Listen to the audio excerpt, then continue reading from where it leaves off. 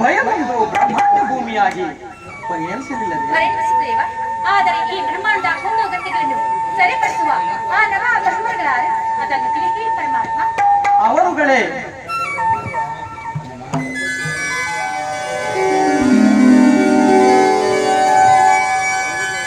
ಅವರುಗಳೇ ನನ್ನ ಮಾನಸ ಬ್ರಹ್ಮರಿಂದ ಕುಲವೆತ್ತಿ ರೂಪಾಕಾರರಾದ ನವಬ್ರಹ್ಮ ಋಷಿಗಳು.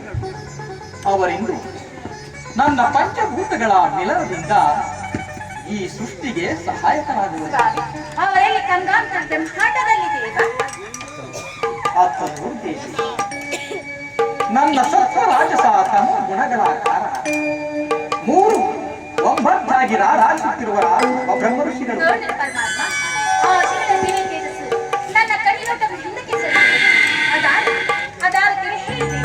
ಹೇಳಬೇಕು, ಕುಮುದ ಪೀಠದ ಮೇಲೆ ನೀಲಾಂಬರವನ್ನುಟ್ಟು ನಂದನವನದ ನೀಲಿ ಅಕ್ಕಿ ಮೈಬಣ್ಣವನ್ನು ಧಿಕ್ಕರಿಸಿ ಮೆರೆಯುತ್ತಿರುವ ಆ ಬ್ರಹ್ಮಯೋಗಿಗಳೇ ನನ್ನ ಸಾತ್ವಿಕದ ಅಗ್ನಿ ನಾರದ ವಸಿಷ್ಠರುಗಳು.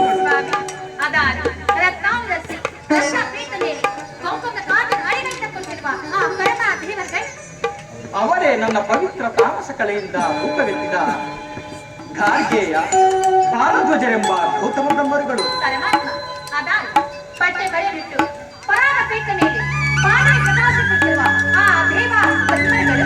ಆ ದೇವ ಬ್ರಹ್ಮರುಗಳೇ ಅಂಗೀರಸ ಕಶ್ಯಪರೆಂಬ ಸೃಷ್ಟಿಕರ್ತನ ಪ್ರತಿರೂಪಗಳು. ಅಲ್ಲದೆ ಅದನ್ನು ನೋಡುವುದೇ ತಾನೋರ್ವನೇ ಅದೆಷ್ಟು ದಕ್ಷತೆಯಿಂದ ಶೋಣಿತಾಂಬರವನ್ನು ಧರಿಸಿ ದಂತಪೀಠದ ಮೇಲೆ ದುರ್ಗಾಂಗದೆಯ ಧಾನ್ಯವನ್ನು ಧರಿಸಿ ಸಮಂತಕದ ಮೈಬಣ್ಣವನ್ನು ಸೆಳೆಯುತ್ತಿರುವ ಆ ಧೀರನೇ ನನ್ನ ರಾಜಸದಿಂದ ಉತ್ಪಲ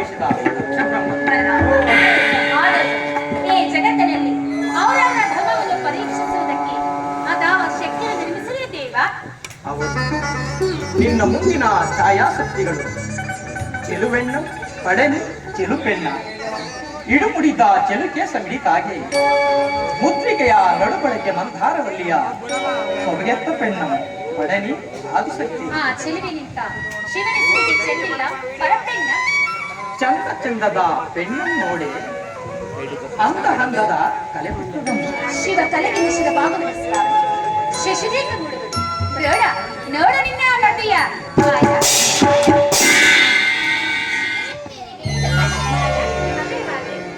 ಮಾಯ ನಿನಗೆ ಆಶೀರ್ವದಿಸುವೆನು ಮಾಯ ನೀನೀಗ ಪ್ರಪಂಚದ ಜ್ಞಾನ ದೃಷ್ಟಿಯನ್ನು ಪರೀಕ್ಷಿಸಲು ಮೀಸಲಾಗಿರುವೆ ಈಗ ನನ್ನ ಮಾನಸ ಬ್ರಹ್ಮನಾದ ದಕ್ಷ ಬ್ರಹ್ಮನು ಜಗತ್ ಸೃಷ್ಟಿಗಾಗಿ ಮಕ್ಕಳನ್ನು ಬೇಡುತ್ತಾ ಉಗ್ರವಾದ ತಪಸ್ಸನ್ನಾಚರಿಸುತ್ತಿರುವ ನೀನು ಅವನಲ್ಲಿಗೆ ಹೋಗಿ ನಿನ್ನ ಮಾಯೆಯನ್ನು ಬೀರು